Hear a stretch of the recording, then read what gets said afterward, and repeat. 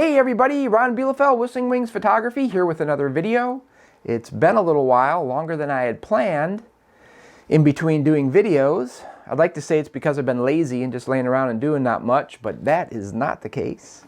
I've been doing so many tours and working on harnesses, selling harnesses, that I just haven't had time to do a video.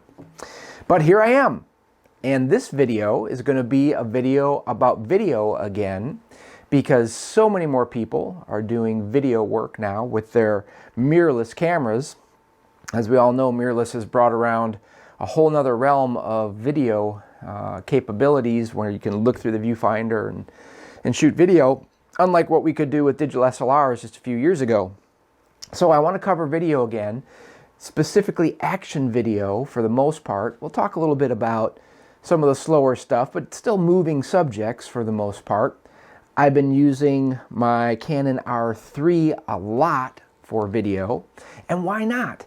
That's the reason why I want to do this video on video again, setup of the Canon R3, but it'll apply to the R5 and the R7 and the R6. So much of these cameras are the same, but why not shoot video and stills, right, along with your stills? It's just flipping a switch. On the R5, it's just pressing a button if you want to go from stills to video. So why not shoot video, especially since the capability of these cameras now is just amazing, even for some of the fastest action that you can find. And so I'm going to go over the settings, my menu settings for video work, again using the R3 as an example. And you can then port that over to an R5 or an R7 or an R6, whatever you have.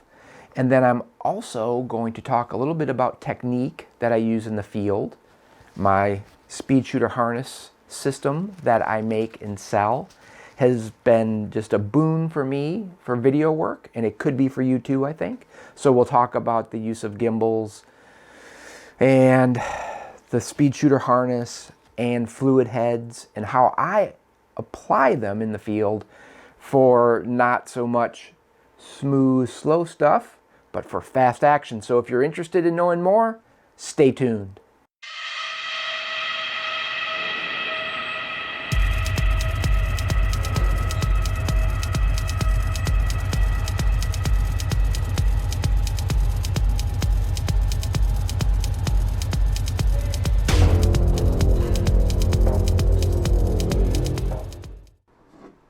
All right, everybody, here we are in the menu of my R3.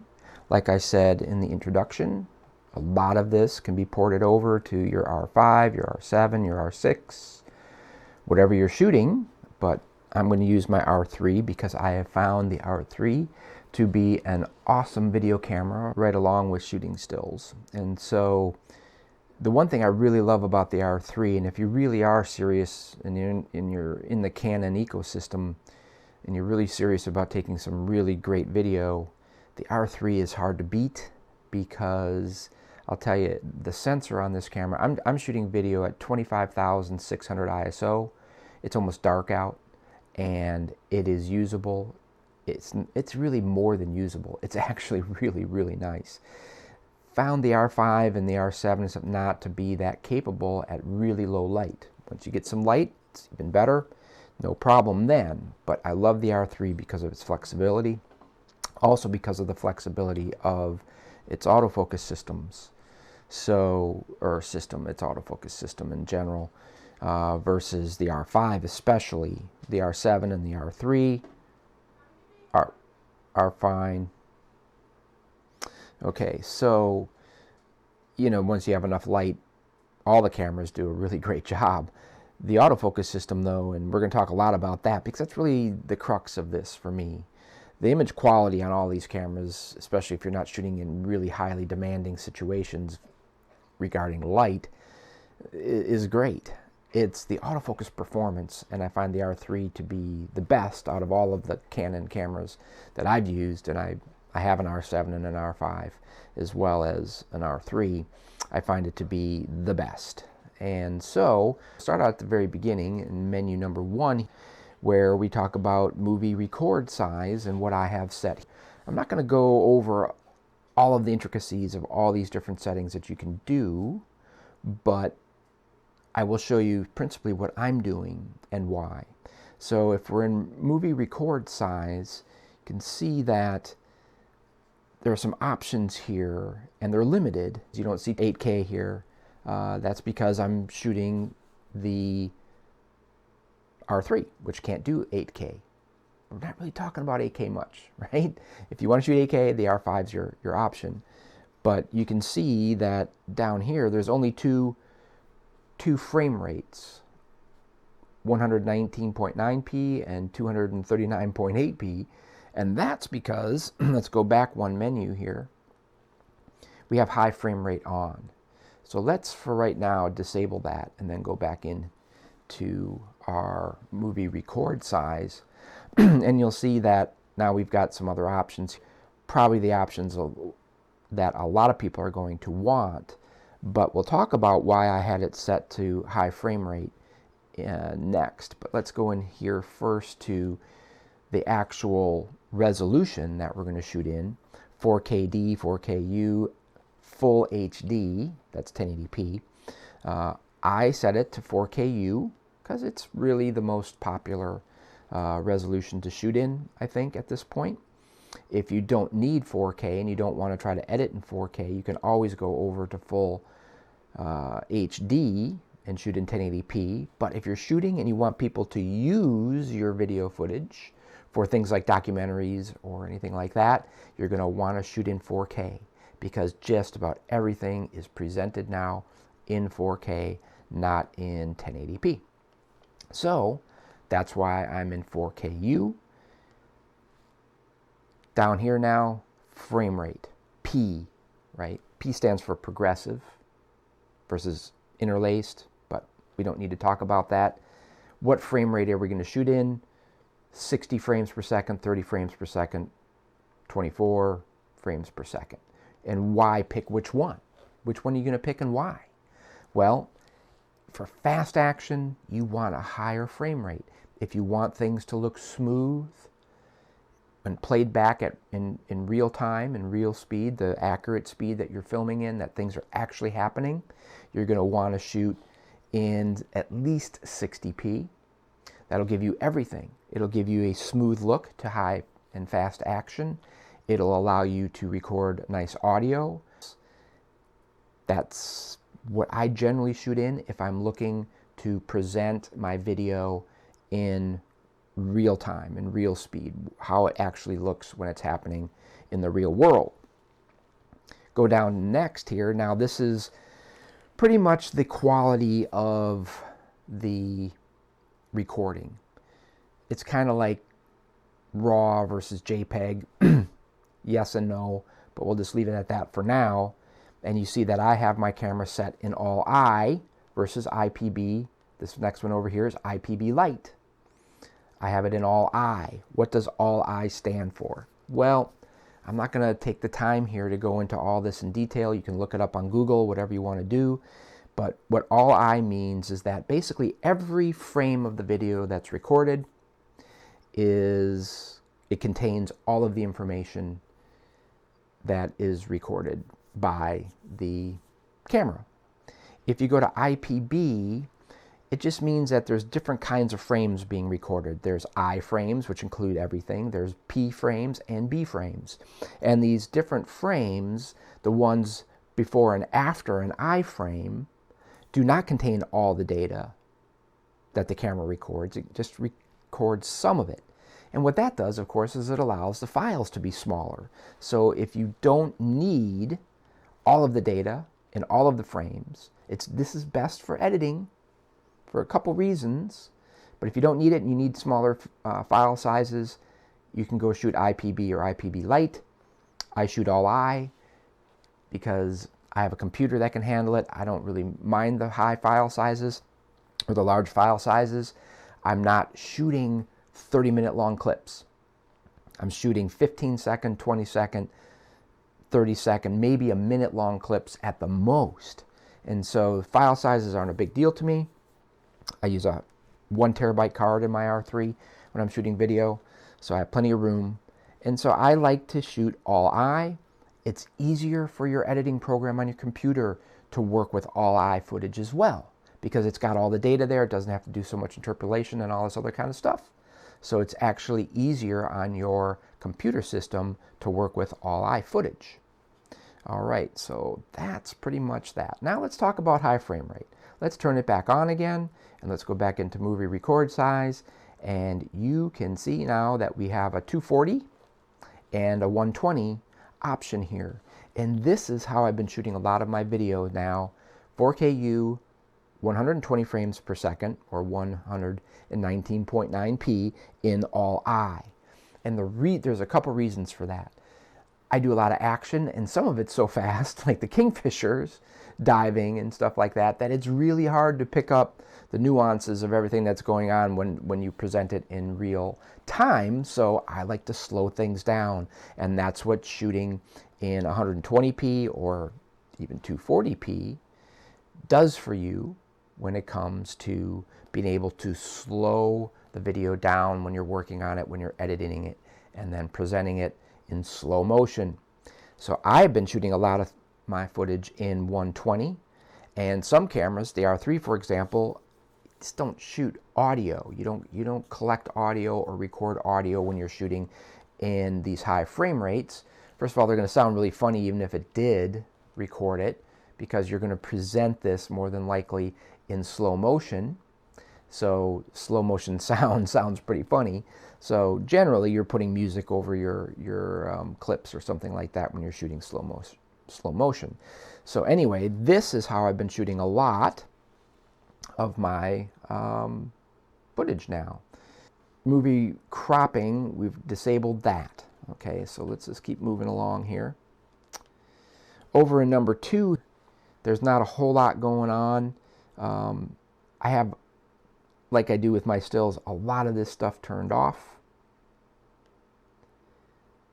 One thing I do have enabled in the third menu is 1/8 of a stop increments. I have that enabled because with video, I like to have more fine control over my exposures, and having 1/8 of a stop increments enabled for aperture really helps me a lot of times. Now, one thing I'm going to mention right now before I forget it, this has nothing to do with the menu, but you're going to find that you're going to want to have filters available when you're shooting video. If you're shooting bright colored birds, especially white birds in bright light, which can happen, you're out there, it's not going to be cloudy all the time, you're going to want neutral density filters, ND filters available for your lens that you're shooting your video with, because you're going to want to be able to keep your shutter speed way down. When you're shooting 60p, your shutter speed should be 1/120th of a second, 1/125th, closest you can get to doubling your frame rate. So when I'm shooting 120p, 120 frames per second, I'm at about 1/250th of a second. That doesn't leave you a lot of room when it gets really bright out. You don't want to be stopping down to f/22 when you're taking video, or having to, your ISO is already down to 100, stuff like that. The ND filters will allow you to keep your parameters for your exposure and recording of your videos in the realm that you want them. So you're going to need to get some ND filters. That's a different topic that we'll cover maybe in a future video. So moving on, white balance and all this kind of stuff, not a big deal. But Canon log settings, they're off. You can turn them on, and then you're going to have some options like C-Log3, C-Log2 to shoot in. Now, the thing about log formats is they give you some added dynamic range if you have things set up right.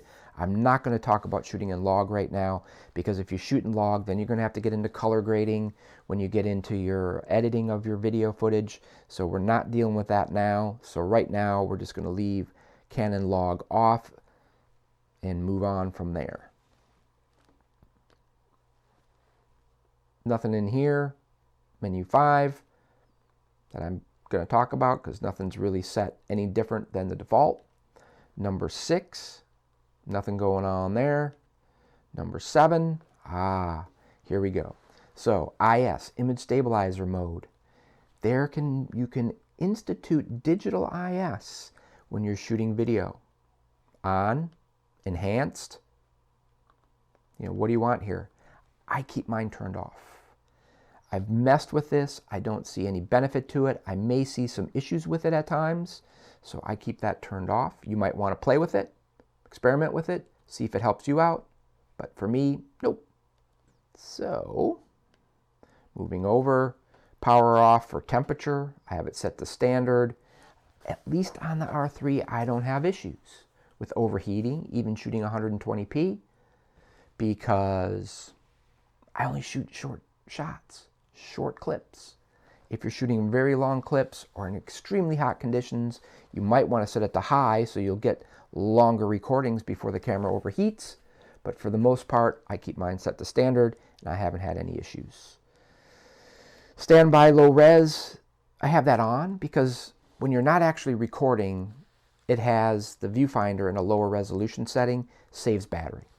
Because you will find that shooting video eats batteries a lot quicker than shooting stills does. So anything you can do to save battery, you go ahead and do it.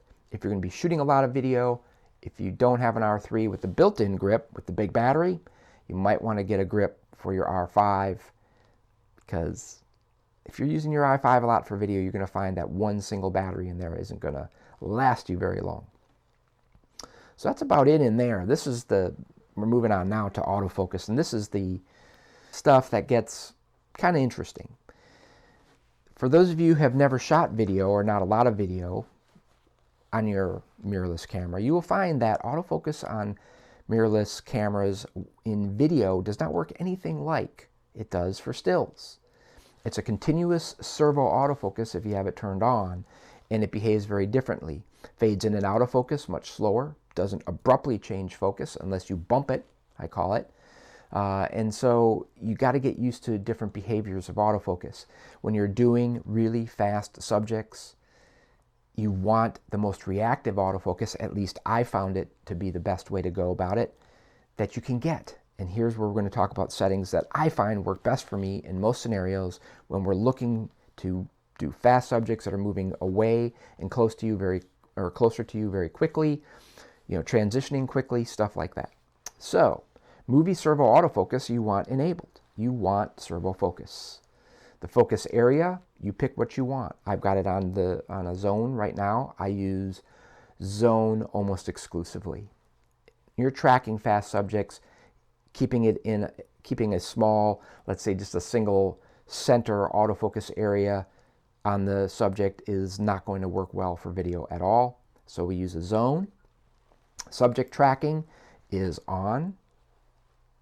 Subject to detect. Now the reason why it's on is because when you're in the zone, then you're going to see a preview little block that's going to show you where the autofocus is focusing and where it's going to focus if you have paused movie servo autofocus.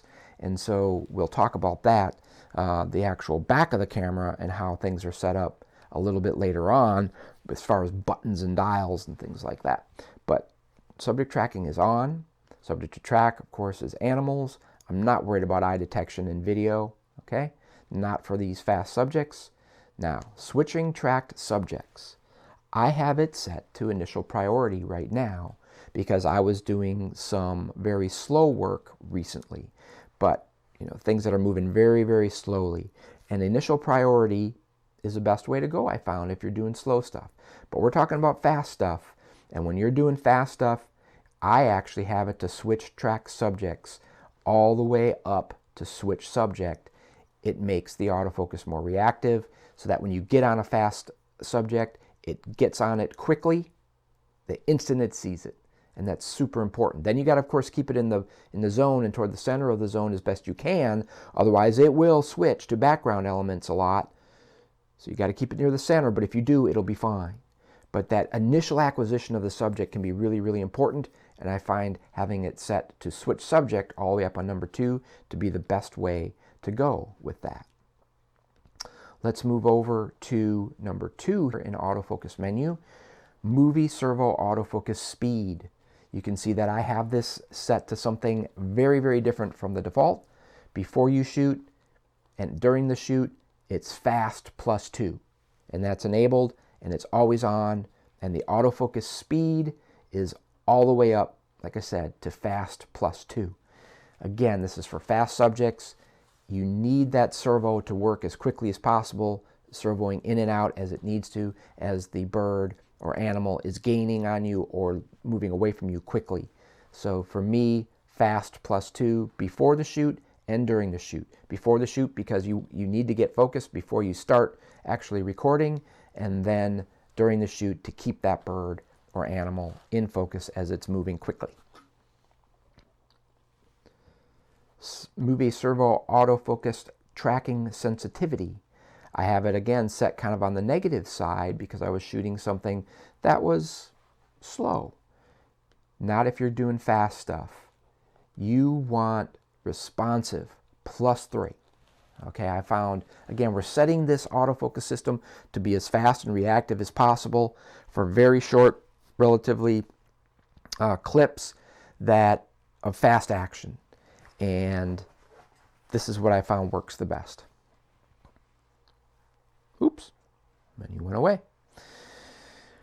Of course, lens drive when autofocus is impossible, you want that on. You do want it to keep searching if it misses, so you'll find it hopefully eventually. Autofocus areas, we're not going to talk about that. We're good there.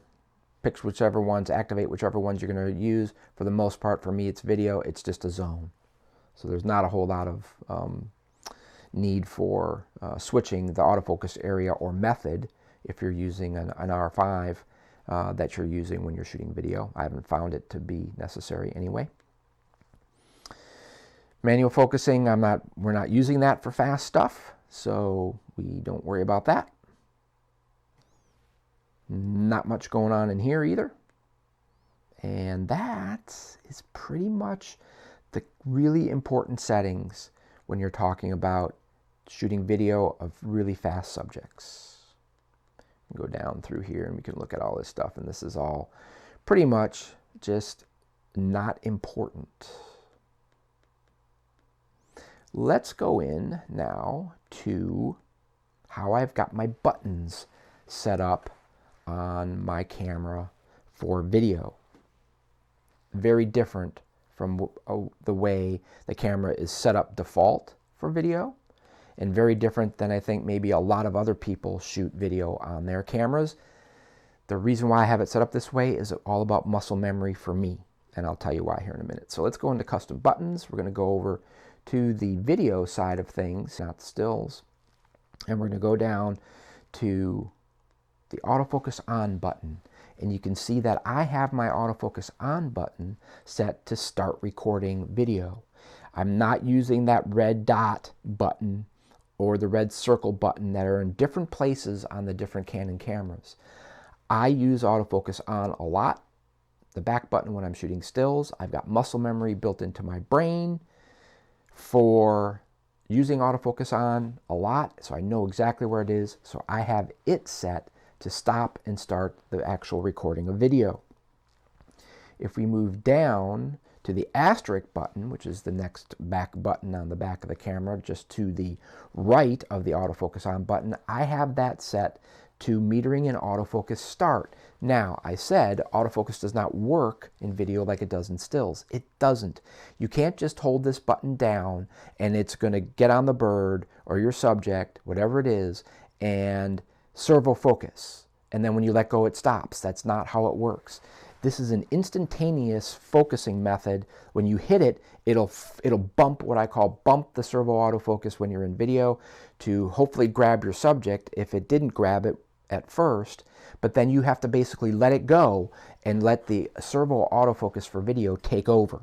So it's a way to bump focus to get it on the subject quickly, but then you have to let it go and let it record using and track the autofocus, track the subject using the servo autofocus for video. So that's why I have the asterisk button set to autofocus, is to bump it.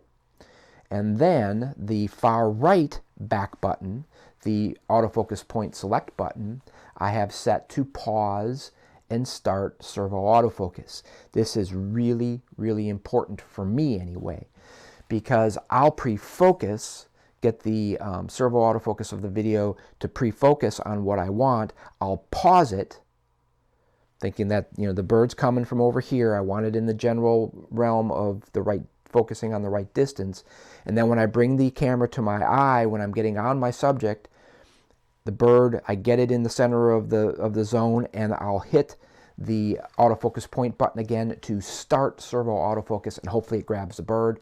And from there on, we go, and it should track it, and we take our video clip, we record our video clip. But being able to pause and start the servo autofocus with that third back button for me is critical to getting on the bird quickly, or on my subject quickly, and staying with it. And when I'm done tracking, I can hit pause again, and it'll stay in that same distance, focused at about that same distance. The other great thing about being able to pause your autofocus is, let's say you're tracking an osprey coming into land, and then it lands and it's got focus on the bird. And remember, we have our autofocus set to really reactive settings, and now that you're not tracking something that's moving really fast with a blurred background, it may look to focus on a stick next to the bird instead of the bird. So instantly when the bird lands, I will pause the autofocus, because the bird's no longer moving. It's now a static subject. As long as the autofocus is still on the bird, I pause it, and it will not go off the bird while it's on the nest, for an example. Okay, so to me, having a button set up to pause the servo autofocus is really, really important. Now, custom dials. Not much going on in here in the video mode. It's about the same as everything else that I have set up. I do use manual exposure for my videos, just like I use full manual exposure for my stills. All right, moving on along. Not much going on here. Not much going on there. Not much going on there. And that's really it for setup inside my R3 for video, and a little bit about why I do what I do and why I choose the settings that I set. Now, if you're shooting slow stuff, like let's say a duck just swimming on the water or something like that, things that aren't moving really fast, you're going to want to change your settings off of those reactive settings down to more of a locked on type setting when it comes to the autofocus and switching track subjects and things like that. So just like most other things, there's no magic settings that are good for every shooting scenario. This video is talking more about, you know, the fast stuff. So that's why I went over specifically those settings. But if you're shooting more slow type subjects, go to a more locked on type setting when it comes to the autofocus system, and it should do really, really well for you. What I'm going to do now is we're going to move on, and we're going to talk a little bit about some techniques for holding the camera, talk about some lenses and stuff like that that I use for my video work. And these should cover just about any, I mean, from hand holding to using a gimbal to using a fluid head to using my speed shooter harness system. So stay tuned and we'll get into that.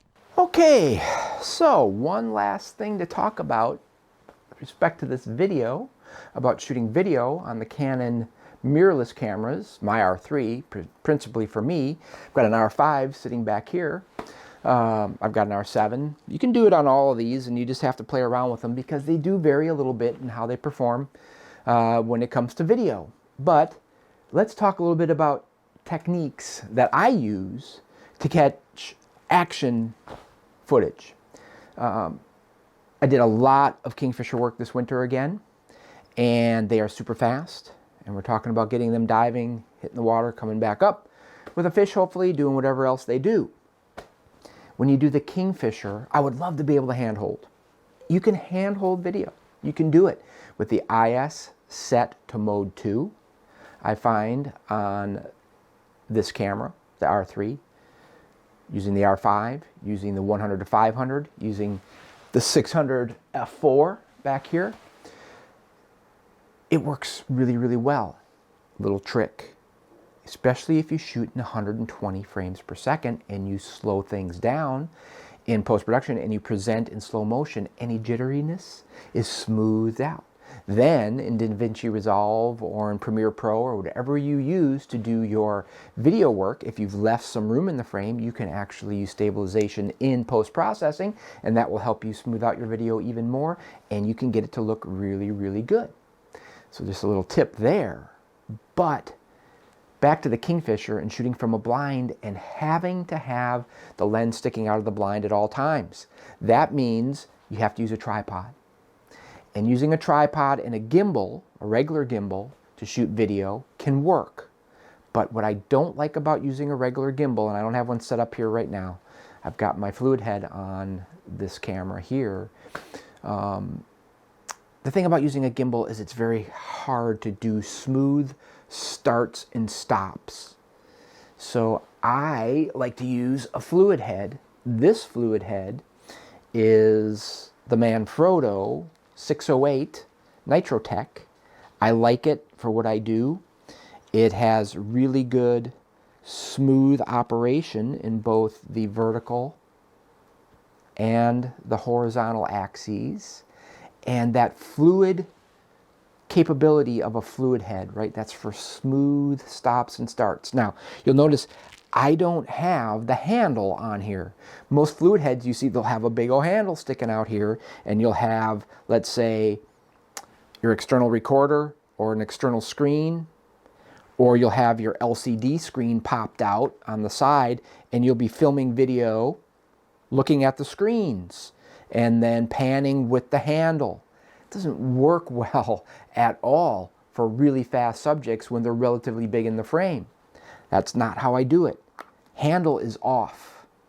And I love this particular fluid head because it allows me to put my hand almost like a grip.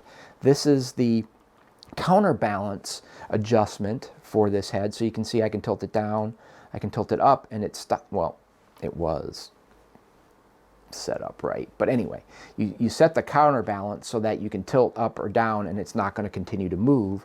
But anyway, that handle is nice because I can almost use it like a grip. And so what I do when I'm shooting video, fast action stuff from this setup, you have to have your eye to the viewfinder. But I can put my hand here, my other hand on the grip of the camera so I can control starting and stopping the video like I talked about earlier. But I can look through the viewfinder and I can pan accurately and quickly with a fast-moving subject with smooth stops and starts because of the fluid action of the fluid head. Much better, I find, than shooting with a gimbal head. So, of course, this head has adjustments for how much resistance you feel in the horizontal and the vertical axes when you're panning.